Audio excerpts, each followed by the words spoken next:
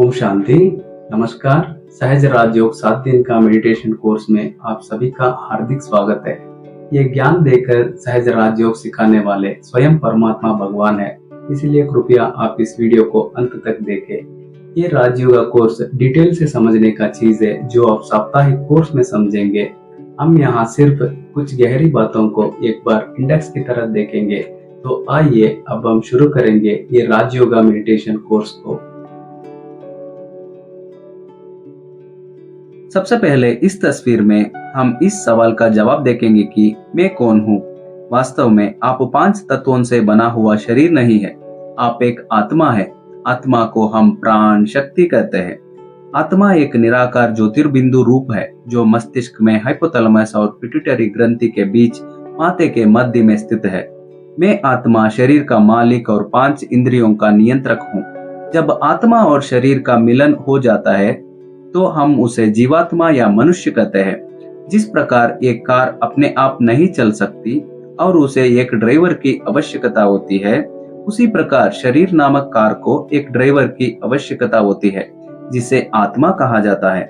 आत्मा में 3 सूक्ष्म शक्तियां हैं। पहला मन, दूसरा बुद्धि, तीसरा संस्कार।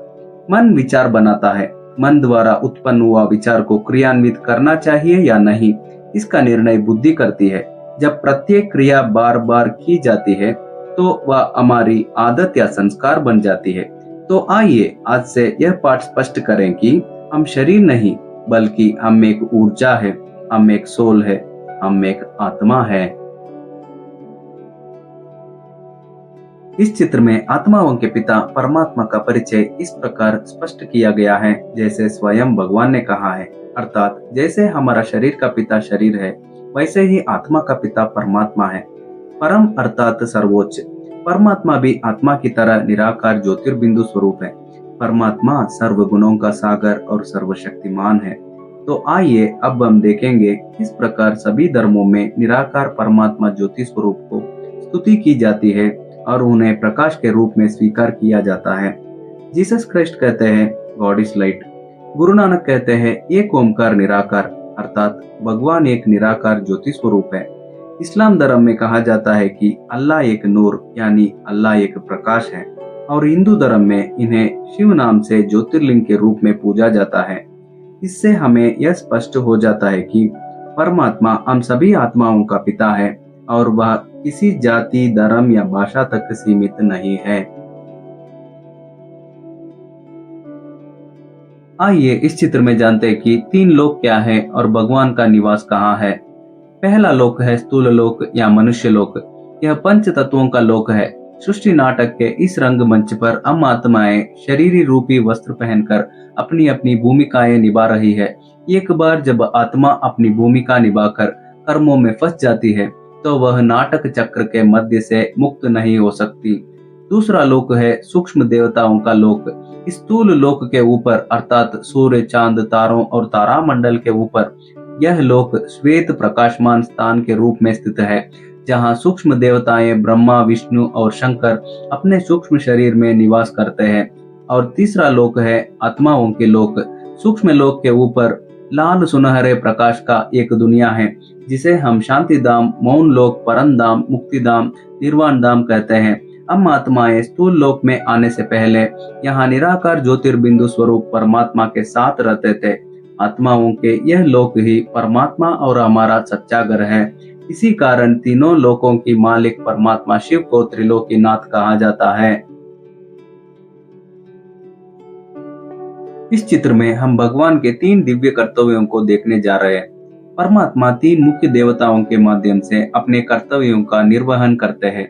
ब्रह्मा द्वारा नई रचना अर्थात सतयुग की स्थापना, विष्णु के द्वारा उसी सृष्टि का पालना होता है। जैसे जैसे समय बीतता है वह सृष्टि नरक के रूप में परिवर्तित हो जाती है, जिसे शंकर द्वारा उसका विनाश कर दिया जाता है।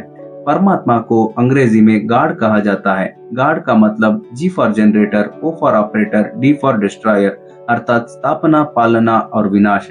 जो इन 3 कर्तव्यों को 3 देवताओं के माध्यम से करता है वह निराकार ज्योतिर्बिंदु स्वरूप परमात्मा शिव है। इसलिए उन्हें त्रिमूर्ति शिव भी कहा जाता है। आप तो जानते ही हैं कि दुनिया एक रंगमंच है। हम सब इसके एक्टर्स हैं, लेकिन इसकी अवधि कितनी है तो आइए इस चित्र में जानेंगे। सृष्टि चक्र को 4 युगों अर्थात सत्य, त्रेता, द्वापर, कलयुग में विभाजित किया गया है। प्रत्येक युग की अवधि 1250 वर्ष होती है। कुल 5000 वर्षों को हम एक कल्प कहते हैं। इन 5000 वर्षों में से सत्य, त्रेता युग सहित 2500 वर्षों को हम स्वर्ग कहते हैं। द्वापर, कलयुग सहित 2500 वर्षों को हम नरक कहते हैं। इस सृष्टि चक्र का कोई आरंभ और अंत नहीं है और हर 5000 वर्षों में यह सृष्टि चक्र बिना किसी बदलाव के अपने आप दोहराया जाता है। अब हम कलयुग के अंत और सतयुग के आरंभ के बीच की छोटी अवधि में हैं, जिसे हम संगम युग कहते हैं। इस युग में भगवान सृष्टि में अवतरित होकर प्रजापिता ब्रह्मा के शरीर के माध्यम से हमें यह ज्ञान देते हैं, हमें मनुष्य से देवता बनाते हैं और स्वर्ग की स्थापना करते हैं। यह चित्र मनुष्य के जन्म के साथ भारत के उत्थान और पतन को दर्शाती है। मनुष्य आत्माएं मैक्सिमम 84 जन्म और मिनिमम 1 जन्म लेती हैं। सतयुग में हम 8 जन्म लेते हैं, 16 कलाओं में संपूर्ण बनते हैं। त्रेता युग में हम 12 जन्म लेते हैं, 14 कलाओं में संपूर्ण बनते हैं। द्वापर युग में हम 21 जन्म लेते हैं और यहाँ हमारे पास 8 कलाएं होती है। अब हम पूज्य से पुजारी बन जाता है, यानी यहीं से हम मूर्ति पूजा शुरू करते हैं। कलयुग में हम 42 जन्म लेते हैं। आत्मा में कोई कला या दैवी गुण नहीं होता। बुरे स्वभाव वाला व्यक्ति विकर्म करना शुरू कर देता है और कई प्रकृति तत्वों की पूजा करता है, लेकिन उसे कभी सुख और शांति नहीं मिलती है।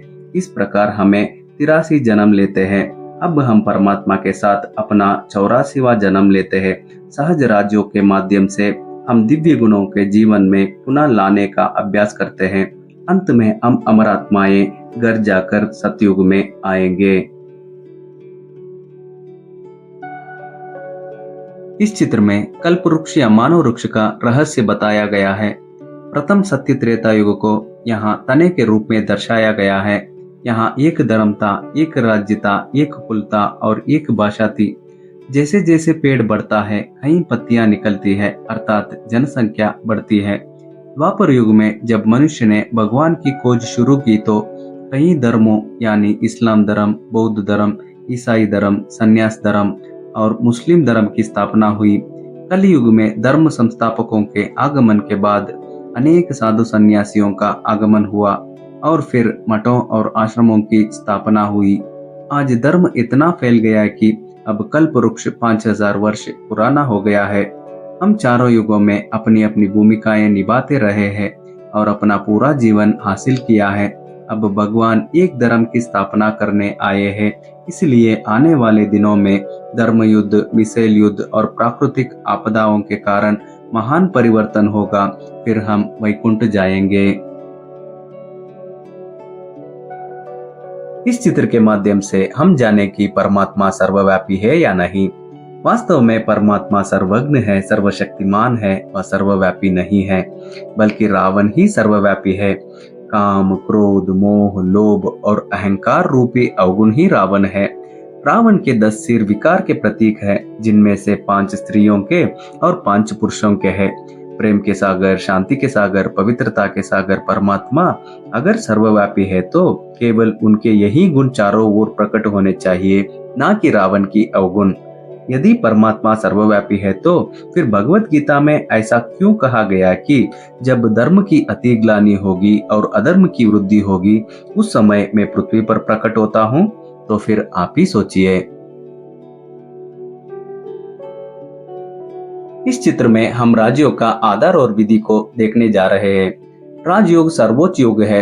यह भगवान परमात्मा के साथ सीधा संबंध या संपर्क है, जिसके माध्यम से हम आत्माएं अपनी इंद्रियों के राजा बन जाते हैं। इस राजयोग करने के लिए सबसे पहले हमें आत्म चेतना की अवस्था यानी सोल कॉन्शियस स्टेट का अभ्यास करना होगा। जैसे जैसे ही हम सोल कॉन्शियस स्टेट को प्रैक्टिकल लाइफ में लाते हैं और यह कॉन्शियस हमारा नेचुरल स्टेट बन जाता है, अब हम अपने आत्मिक पिता को पहचानने के लिए आगे बढ़ते हैं, जो इस लौकिक या मानव दुनिया से बहुत दूर आत्मिक दुनिया में रहते हैं। वह सर्व गुणों और शक्तियों का सागर है। अब हम उन्हें याद करते हैं।